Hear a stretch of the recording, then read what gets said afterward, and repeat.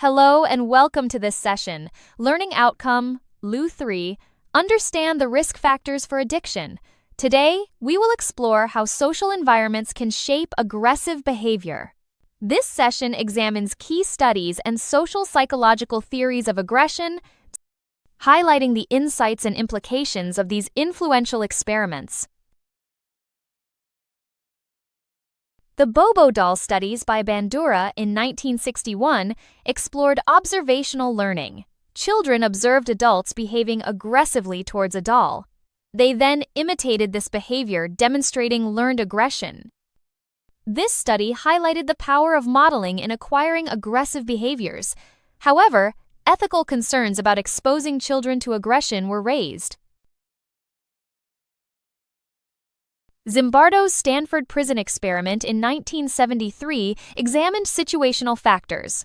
Participants assumed roles as guards and prisoners in a simulated prison. The study revealed how social roles can lead to abusive behaviors. Ethical issues arose due to the mistreatment of participants.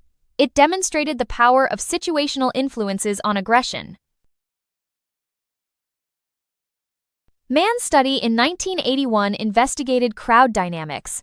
It focused on how crowds can encourage suicidal individuals to jump. The study highlighted de-individuation and diffusion of responsibility.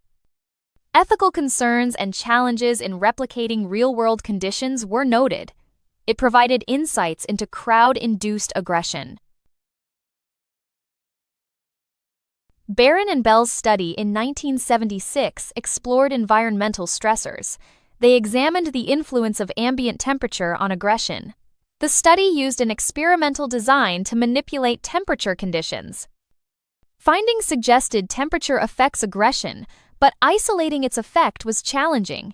It contributed to understanding environmental influences on aggression.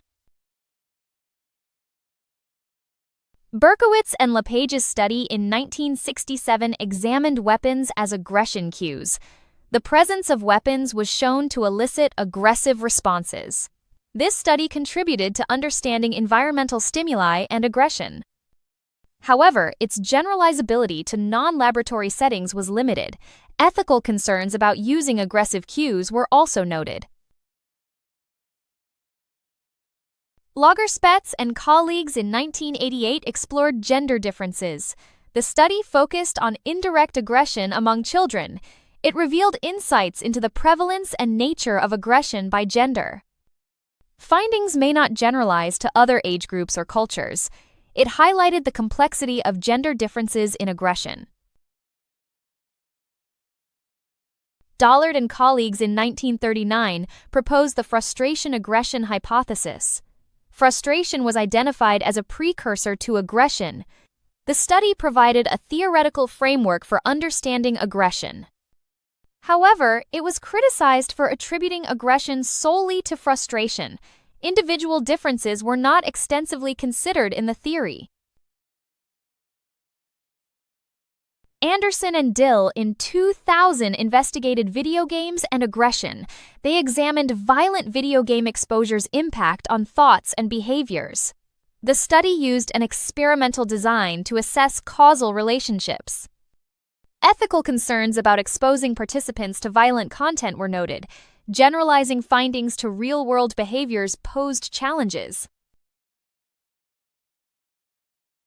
Gergen in 1971 provided a comprehensive review. The review discussed social psychological perspectives on aggression. It emphasized the role of social processes in shaping aggression. However, a lack of empirical research limited direct application. The focus on theoretical perspectives offered broad insights. Bushman and Anderson in 2002 tested the general aggression model. They investigated violent video games and hostile expectations. The study applied the model to understand cognitive processes in aggression. Ethical concerns about exposure to violent content were raised. Isolating video game effects from other factors was challenging.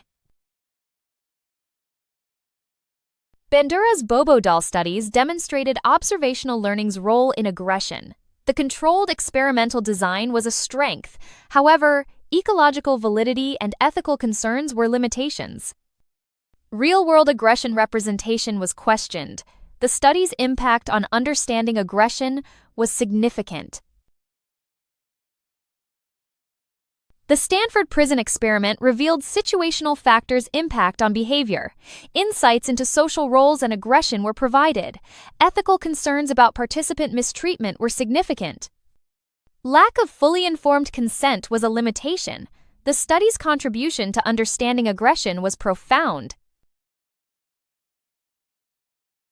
Mann's study on crowd aggression highlighted de-individuation. Ethical concerns about exploring harmful phenomena were noted. Challenges in replicating real-world conditions were present. The study contributed to understanding crowd-induced aggression. Insights into diffusion of responsibility were significant. Barron and Bell's study on environmental stressors used experimental design. Temperature's influence on aggression was systematically explored. Findings' applicability to all aggression forms was questioned. Isolating temperature effects from other variables was challenging. The study's contribution to environmental influences on aggression was valuable.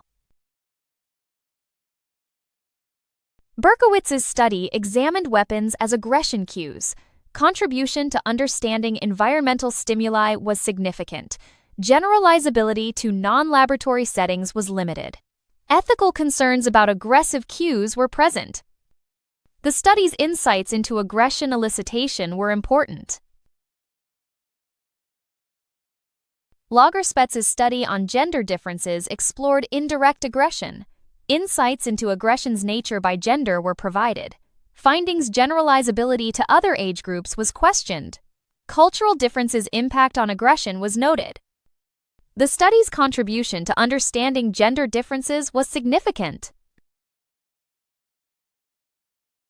Dollard's frustration-aggression hypothesis provided a theoretical framework.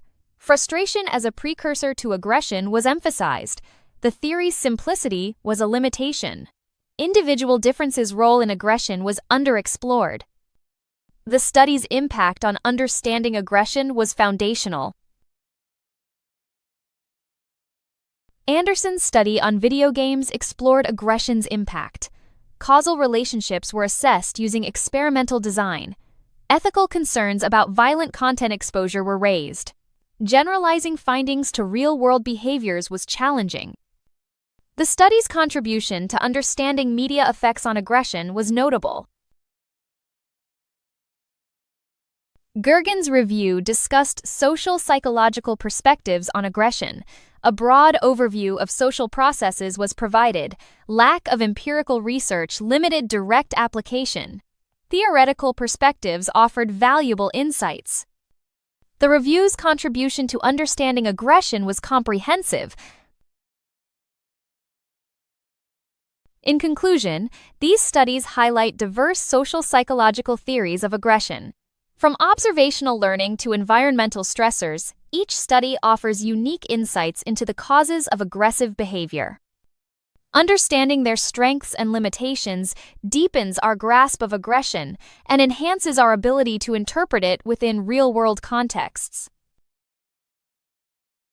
For any questions, contact us on WhatsApp at 0748 4361 688. See you at the next session, and thank you for your attention.